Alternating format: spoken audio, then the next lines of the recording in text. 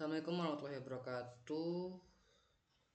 Perkenalkan, nama saya Muhammad Zulkarnain dengan NPM 2517052047, Prodi Sistem Informasi kelas B.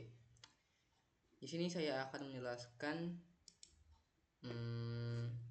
soal yang sudah saya buat dalam matkul POK pengantar organisasi komputer. Dalam membuat soal, saya dibantu oleh ChatGPT.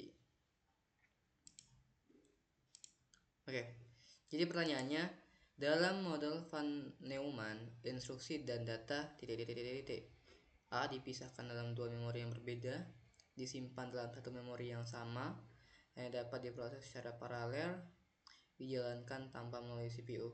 Jadi opsi yang benar adalah disimpan dalam satu memori yang sama. Kenapa? Jadi sini akan saya bahas. Jadi arsitektur Van Neumann menggunakan satu memori utama yang menyimpan instruksi program dan data secara bersamaan. Instruksi program dan data itu disimpan secara bersamaan dalam satu memori. Nah, terus CPU akan mengambil instruksi fetch dari memori, mendekode lalu mengeksekusi. Nah, karena instruksi dan data berada di memori yang sama, jadi jalur aksesnya juga sama.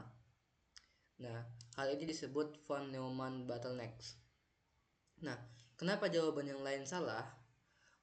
Dikarenakan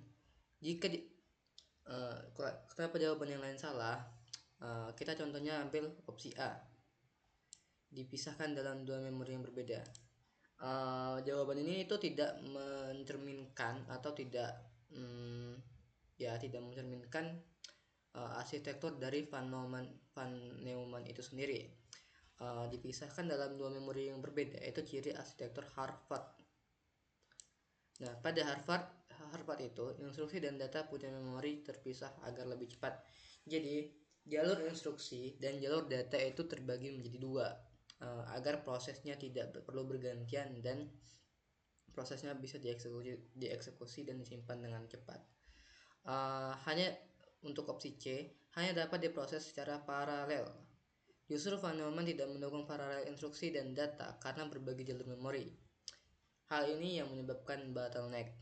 Jadi arsitektur Van Neumann itu tidak dibagi menjadi jalur memori tidak dibagi menjadi dua ataupun lebih banyak gitu.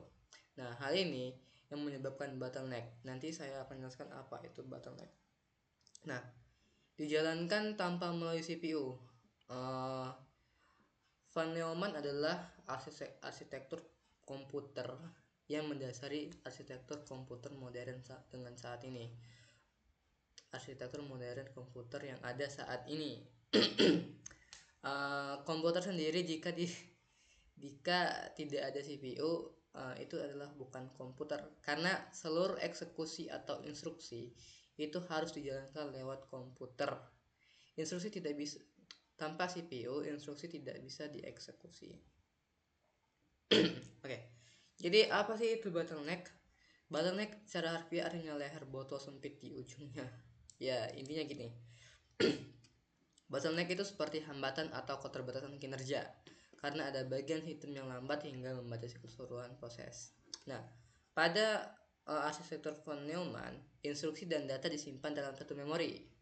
Jadi, CPU hanya punya satu jalur bus untuk mengambil data atau instruksi, bukan keduanya sekaligus.